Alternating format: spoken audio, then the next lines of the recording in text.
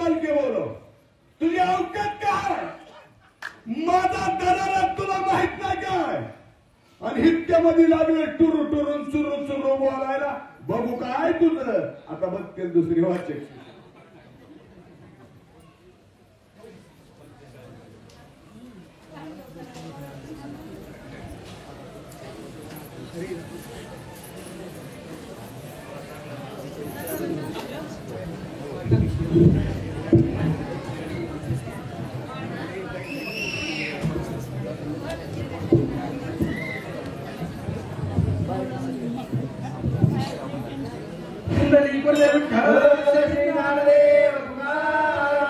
रामचंद्र भगवान की जय.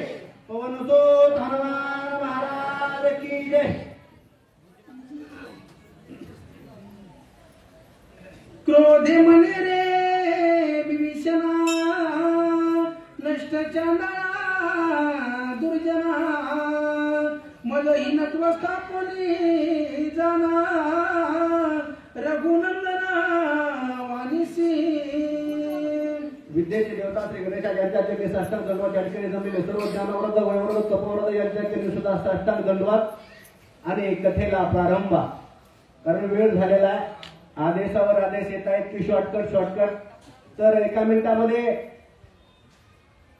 या ठिकाणी ज्यांनी रामायणाचं छोटंसं असणारा रोपटे या चारदरी गावामध्ये लावलं गेला आणि त्या असणाऱ्या रोपट्याचा असणारा महाल असणारा विषय काय असा असणारा एक वृक्ष झाला आणि त्या वृक्षाच्या आतापर्यंत गेल्या असणाऱ्या या फांद्या आहेत.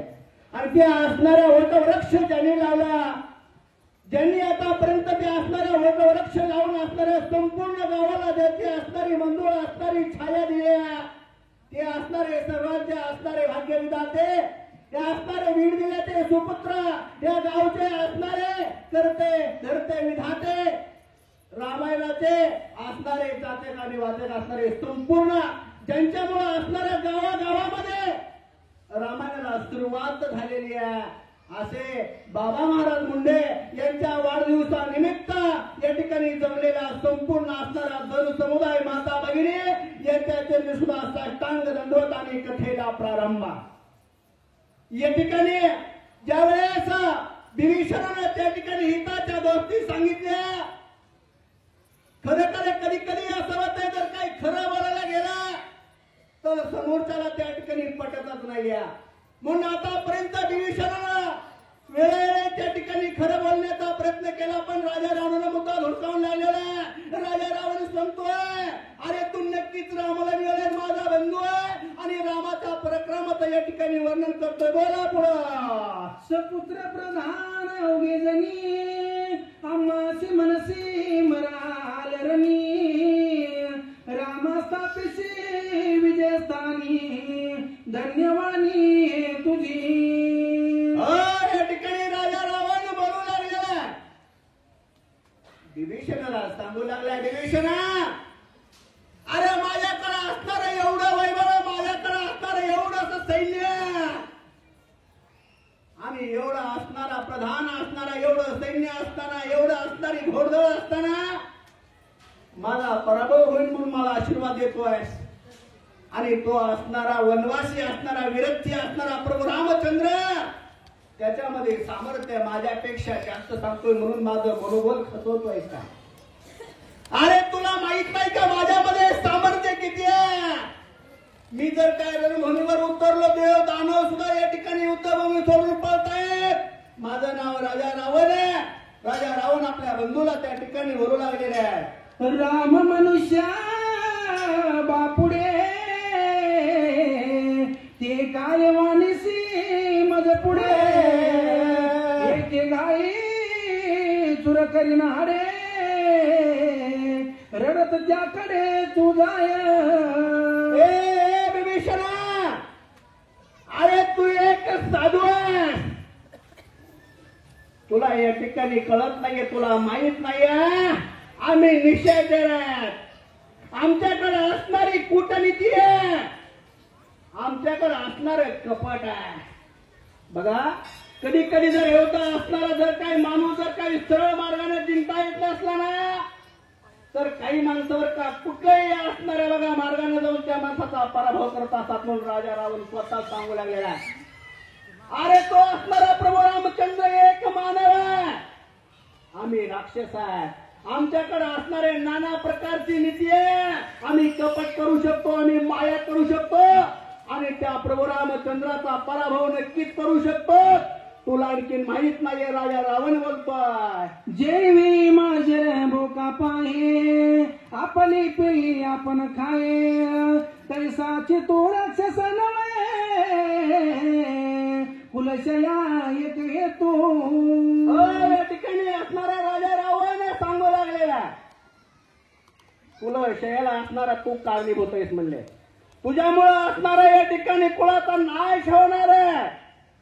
अरे या ठिकाणी इथलं खातो इथलं पेतो आणि त्या ठिकाणी बर का दुसऱ्याचा असणारा मोठेपणा गाजवतोय. अरे तू असणारा राजा रावणाचा धाकटा बंधू आहे. तू या ठिकाणी वेळोवेळी असणारे राजा रामाला सहकार्य केलं पाहिजे. जिथं कमी पडेल ना तिथं असणारा भावाच्या पाठीमागे उभं राहिला पाहिजे. तू असणारा विरोधकाचा या ठिकाणी स्तुती करू लागलेला आहेस. आपल्या असणाऱ्या सैन्याचं जे काही मनोबल आहे ना हे खचवण्याचं कार्य करतोय. तुला अशी लाज वाटत नाहीये का? असा असणारा राजा रावण स्वतःच्या लहान बंधूला त्या ठिकाणी बोलतोय. आम्हासी बेड सावीसी कैवाडे मनसी तुम्हासी मारितील माकडे ही नदीन तो बापुडे श्रीरामाकडे सुखी जाये. ही नदी आहेस तू आणि या ठिकाणी असणारा आम्हाला तू भेडतावतोय आणि भीती कुणाची सांगतोयस रे? अरे रानामध्ये असणारे जे काही वनचर झाडाचा पालं खाऊन असणारे स्वतःची भूक त्या ठिकाणी शांत करतायत. माझ्याकडे असणारे राक्षस आहेत. अरे ते या ठिकाणी बर का दुसऱ्याचं रक्त प्राशन करून त्या ठिकाणी स्वतःची भूक शमवतात. अरे जे रक्त पितात ते किती सामर्थ्यवान आहेत आणि ते जे काही माकडे आहेत ना झाडाचा पाला खाऊन आपल्या आपल्या पोटाची उपजीविका भागवतात आणि त्यांची भीती असणाऱ्या या लंकेमध्ये सांगतोस. जर काय तुला असं बोलायचं असेल, जर काय तुला असा पक्षपात करायचा असेल ना तर तू काय कर, तुला तर इथून असणारा आमचा मार्ग मोकळा आहे. तू प्रभू रामचंद्राकडे निघून जा. ह्या लंकेमध्ये राहण्याच्या लायकीचा नाहीयेस. बघा खरं बोलल्याच्या नंतर असणारा एक जुनीवन आहे की खरं बोलल्याच्या नंतर असं क्यायला राग येतोय. तशा प्रकारे राजा रावणाला आता विभीषणाचा देखील राग येणार आहे आणि पुढच्या असणाऱ्या बर का आता कथेमध्ये राजा रावण असणारे बर का वाईट शब्द त्या विभीषणाला बोलणारे. बोला ऐक माझे सत्य भाषण आधीच निमाला विभीषण घटस्फोट सांगा त्याला गुन्हा कुळ दूषण कुळ पाशा. ठिकाणी एक मिनिट. तुम्ही सर्व माझ्या बहिणी, माझे भाऊ, माझी वडीलधारी मंडळी, तुम्ही जसं माझ्यावर प्रेम करता तसं बिदर जिल्ह्यामध्ये भालकी तालुक्यामध्ये आळंदी नावाचं गाव आहे. आळंदी खरंच आळंदीमध्ये गेल्यावर कळतंय की आपण तिकडे आळंदीतून इकडच्या आळंदी ते का कुठं आहे. तर ही सर्व भावी भक्त मंडळी या ठिकाणी आलेले आहेत. कर्नाटकातील आळंदी गावचे काही माता मावल्या आलेले आहेत, काही पुरुष मंडळी आलेले आहेत. त्यांच्या वतीने माझा छोटासा सत्कार करणार आहेत. त्याच्यामुळं तुमचं चालू द्या. ऐक माझे सत्य भाषण आधीच निमाला विभीषण घटस्फोट सांगा त्याला गुन्हा कुळ दूषण कुळ पाशा. या ठिकाणी असणारा राजा रावण सांगू लागलेला. अरे जो कोणी असणारा बर का या ठिकाणी या लंकेचं हित करत असेल तो असणारा विभीषण आहे. तो आपल्या सगळ्यासाठी मेलेला. त्याला म्हणले भावपूर्ण श्रद्धांजली व्हा. आता त्या भाषेमध्ये जर सांगायचं झालं ना तर तो असणारा त्याला भावपूर्ण श्रद्धांजली वाहतो. मेलाय आमच्यासाठी, तो आमचा भाऊ नाहीये, अशा प्रकारे राजा रावण क्रोधित अवस्थेमध्ये होऊन बोलतोय. ऐकोनी रावणाचे वचन विभीषण हास्यवदन मुख्य दुर्शीचा मूर्खपणा ते शिकवण चालना. या ठिकाणी असणारा विभीषण मनामध्ये विचार करून आलेला ज्याला बर का या ठिकाणी अधोगतीकडे जायचं त्याला किती या ठिकाणी चांगलं सांगण्याचा प्रयत्न केला तर म्हटलं जातं मूर्तीचे पाय असणारे डोहाकडे म्हणे पायच्या घालणीवर पाणी वतून उपयोग नाहीये. अगदी तशा प्रकारे राजा रावणाला किती हिताच्या गोष्टी सांगितलं. आपलं हित कशामध्ये आहे, मूर्ख माणसाला कळत नसतंय आपलं हित कशामध्ये आहे. तशा प्रकारे राजा रावणाला खूप समजवण्याचा प्रयत्न केला, परंतु राजा रावण ऐकत नाहीये. कारण का हा असणारा अधोगतीकडे जाणार आहे म्हणून विभीषण असणारा हसू लागलाय. कारण का पुढे काय होणार आहे त्या विभीषणाला माहित आहे.